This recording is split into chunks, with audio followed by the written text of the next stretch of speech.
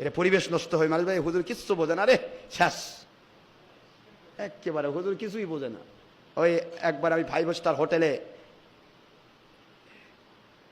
বিদেশ সফরে যখন ছিলাম, তো আপনার সৌদি আরবিয়াতে হোটেল ইন্টারকন্টিনেন্টাল, তো এখানে মসজিদ নববীর সাথেই হোটেল ইন্টারকন্টিনেন্টাল, একবার নববীর সাথে ঘেঁষানো।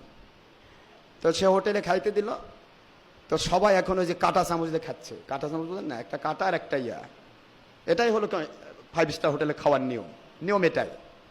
হাত দিয়ে খেলে তারা বলে এরা বোঝে না কিছু, এগুলা হলো আটা ভদ্র না, ভদ্রতা বোঝে না, মনে মনে তারা টিটকারি করে। তো আমি হাত দিয়ে খাওয়া শুরু করলাম, সিস্টেম রাখলাম না, আমি পারি ওটা খেতে পারি, ও সিস্টেম জানা আছে, কিন্তু ওটা না করে সবাইকে, যেহেতু একসাথে অনেকে বসেছি, চারদিকে বসা, যার প্লেটে সে যা খাইতে মন চায়, লেখা আছে ইংলিশে এবং আরবিতে লেখা আছে কোন খাবার খাবেন আপনি, সবই আছে, হালাল হারাম সবই আছে, যেটা ভাল লাগে খান। তো এখন ওখানেও একটা স্যাক্রিফাইস, যে হারামটা পাওয়ার পরেও খাইলো না, আল্লাহ পাক খুশি হয়ে যান, সুবহানাল্লাহ জোরে। যাই হোক, এখানে লেখা আছে, সেগুলি নিয়ে এসে খাওয়া শুরু হলো, সবাই একসাথে খাচ্ছি। আর আমার দিকে তাকাচ্ছে ওই চতুর্দিক থেকে কিছু বাহিরের লোক, বড় বড় লোক, তারা তাকাচ্ছে। তো যাই হোক, ইংলিশে কথা হচ্ছে, তা বলতেছে হুজুর আপনি কি করছেন, আপনার তো খাবার জন্য একটা ইয়াই দেওয়া হয়েছে। তাই ভাই আমি যা ইংরেজিতে বললাম, যে আমি আমার আল্লাহর কুদরতে আমাকে কুদরত থেকে কাঁটা চামচ দিয়েছেন, আপনাদের কাঁটা চামচে ফলো করছি, কিন্তু ওই স্টিলেরটা ফলো করছি না, আমার মালিকের দেওয়াটা ফলো করছি। আল্লাহু আকবার জোরে বলেন। ওরা তাকিয়ে আসছে আমার দিকে, কি বললেন আপনি? বলে হ্যাঁ দেখেন, আপনাদের কাঁটা চামচ যেদিকে ঢুকাবেন সেদিকে ঢুকবে, আর আমারটা আঁকা বাঁকা করা যায়,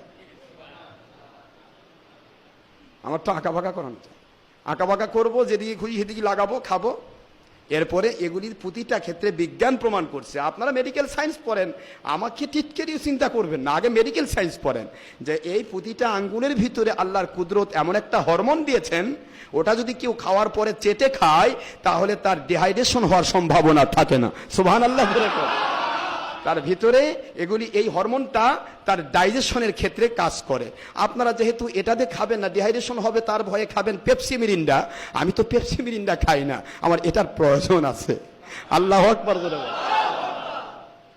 পরের সন্ধ্যা থেকে দেখি সব আমার ভক্ত হয়ে গেল, এসে আমার কাছে মশলা যাচ্ছে, ফতোয়া যাচ্ছে, আমার মতো করে খাওয়া শুরু করে দিল।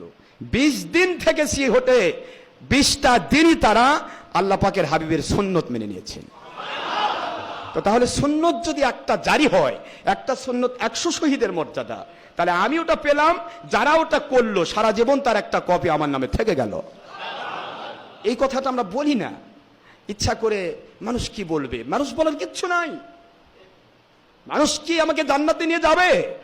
মানুষ কি আমার কবরে যাবে? মানুষ কি আমাকে বাঁচাবে? না। মানুষ কি করবে? মানুষ কি করতে পারে? তবে মানুষের সাথে বেয়াদবি করা যাবে না, কারোর সাথে আমরা ব্যবহার খারাপ করব না, বিহেভ ভালো করতে হবে, ব্যবহারই বংশের পরিচয়। কিন্তু সেখানে আমি আমার নবী পাক সাল্লাল্লাহু আলাইহি ওয়াসাল্লামকে কখনোই অ্যাভয়েড করে আমি কাউকে খুশি করতে পারবো না। হযরত ওমর ইবনুল খাত্তাব ফারুক আজম 37 লক্ষ বর্গ মাইল স্টেটের খলিফা, খলিফাতুল মুসলিমিন, আমিরুল মুমিনিন, বিশাল বড় ফিলিস্তিন, বর্তমান ফিলিস্তিন, এটা ছিল তৎকালীন সময়ে রোম কাইসার বিভিন্ন বড় বড় উন্নত মানের এলাকার প্রাণকেন্দ্র। এই প্রাণকেন্দ্রে একটা ইন্টারন্যাশনাল সিস্টেম, ইন্টারন্যাশনাল একটা সভা চলছে, মিটিং চলছে। মিটিং এর ভিতরে তিনি হলেন আমিরুল মুমিনিন, তিনি হলেন সেখানকার মেহমান। পুরা এলাকার রোম সাম্রাজ্য, কেসরা, পারস্য, সমস্ত সাম্রাজ্যের বড় বড় লিডাররা, রাজারা, বাদশারা, বড় বড় মন্ত্রীরা, সকলে সে পুরা সভাকে অলঙ্কৃত করেছে। হযরত আমিরুল মুমিনিন খলিফাতুল মুসলিমিন, আমিরুল মুমিনিন খলিফাতুল মুসলিমিন, তিনি যাবার সময় একটা কাণ্ড করে ফেললেন। যাবার সময়ে তার, এটা সকলের জানা আছে, কি জন্য এটা তিনি করলেন, করা তো ফরজ ছিল না। কেন করলেন? ওটের উপর তিনি চড়ছেন, আর তার চাকুর উটের লাগাম ধরে টানতেছেন, আমিরুল মুমিনিন বললেন, রে চাকুর, এ আমার কাজের লোক, চিন্তা করবেন না, আমার নবীজির একটা সুন্নত 100 শহীদের মর্যাদা, এই মর্যাদাকে সামনে নিয়ে আমিও একটু উটের লাগাম ধরে টানতে চাই। পুরা রাস্তা একবার চাকর ওঠে, সুন্নতের কথা বললে চাকরও ফেল, সুন্নতের কথা বললে তিনি একবার বন্ধ হয়ে গেলেন, না হুজুর তাহলে আমার আর কথা নাই, আমার নবী পাক সাল্লাল্লাহু আলাইহি ওয়াসাল্লামের একটা সুন্নত 100 শহীদের মর্যাদা আপনি পালন করবেন, আমি বাধা দিতে পারি না। সুবহানাল্লাহ জোরে কোন।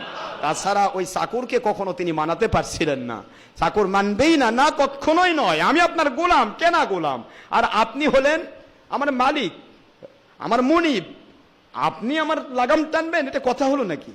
উনি সুন্নতের কথা বলে দিলেন, বোঝো আমার নবী পাক সাল্লাল্লাহু আলাইহি ওয়াসাল্লাম নিজের কাজ নিজে পছন্দ করতেন, জানো তো? বলে হ্যাঁ। তো একটা কাজ আমি করব, তুমি আমাকে 100 শহীদের মর্যাদা থেকে আমাকে সারে দিবে? কয় না, তাহলে পারবো না। সঙ্গে সঙ্গে রাজি হয়ে গেলেন। সুবহানাল্লাহ।